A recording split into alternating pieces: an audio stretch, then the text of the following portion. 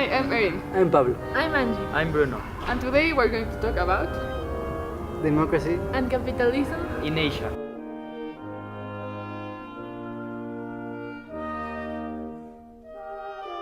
For me, democracy is an organization in which everybody is treated equally and have the same rights. I consider democracy as a kind of government where people choose their own representatives by voting. Democracy is a type of government or political system ruled by citizens who take an active role in political process. Democracy is a system of government in which each person has a say of what happens in the government.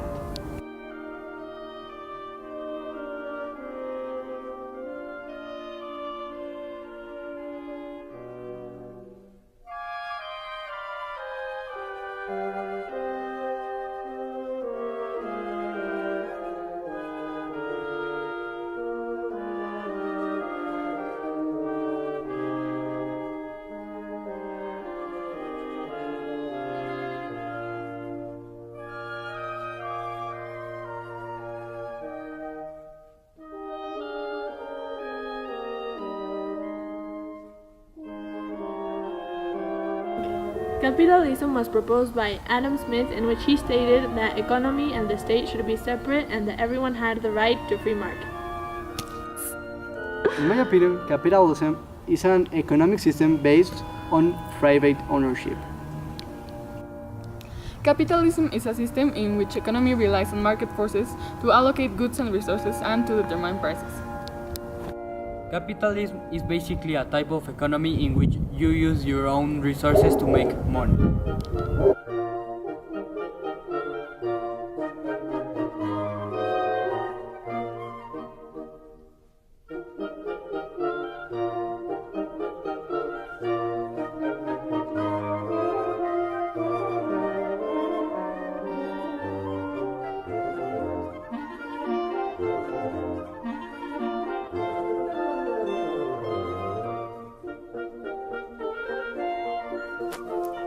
Asia is the largest and most populated continent on Earth. It is made up of 49 countries, including Russia, Japan, China, Indonesia, India, the Philippines, Saudi Arabia, Sri Lanka, North and South Korea, Malaysia, Israel, etc.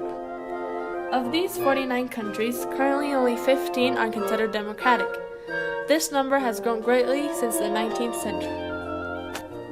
In the 19th century, Asia was dominated by Western powers. For example, Great Britain controlled over Singapore, Burma, India, and others. France governed over Laos, Cambodia, and Vietnam, forming French Indochina. One of the main reasons that these capitalistic Western powers wanted control over the colonies was because they were looking for new markets and raw material. Capitalism is a free market system based on supply and demand. The Western countries had the demand, and they needed the colonies for their supply. Because of this, they practiced the exploitation of slaves and took the resources in the colonies for the industrialization of their own countries. Because colonial government wanted more profit and production, they saw traditional systems as an obstacle to obtaining their goals. They wanted to operate on a world market instead of a local one.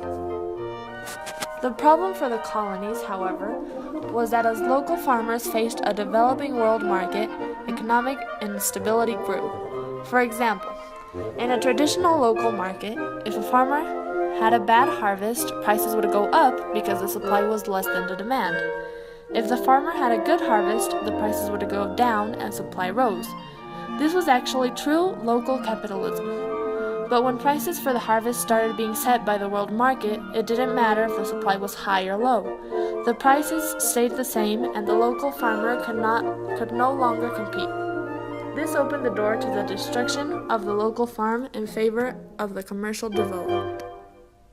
Although the countries in Asia in the 19th century were not considered capitalist countries, we can see that capitalistic ideas were practiced on local levels, and they contributed to the capitalism of their governing countries. There was one country, however, that practiced capitalism at the end of the 19th century after overthrowing their feudal government. This was Japan. After 1853 and the end of Japan's isolation period, they opened ports to Western traders and began a political, economic, and social transformation called the Meiji Restoration, meaning enlightened rule. Japan was the first country to adopt these capitalistic practices on its own and not under another country's rule. For example, they now practiced private ownership of land, farmers became tenants, there was a fixed tax, and industrialization made abrupt changes in transportation and communication. New industries arose following the basic capitalistic ideologies of Western countries, and this was a very important step in the rise of capitalism in the whole region. Even though Japan practiced capitalism, it did not have a democratic government. They, like all of the other countries in Asia at this time, were ruled by an authoritarian government. The countries in Asia in the 19th century were either governed by Western powers or were under dictatorship of their own. This means that the majority of the population did not have a say in the making of laws, choosing their representatives, or even in decisions that affected their daily lives. We can also see this in the difference between social classes, how not every class had the same rights, and how some didn't even have rights at all. In the 19th century, there was not a single democracy in Asia. Today, however, this is different. As the U.S. State Department website says, today, despite significant challenges and setbacks, the majority of Southeast Asians now live in democracies. The overall trajectory is positive, with the Asia-Pacific regions including established, fledgling, and growing democracies, and the argument that Asian values are at odds with universal values and democracy has been disproven. At the same time, millions in the region still live under repressive and authoritarian governments. And democracy in some countries remains fragile and in the need of consolidation.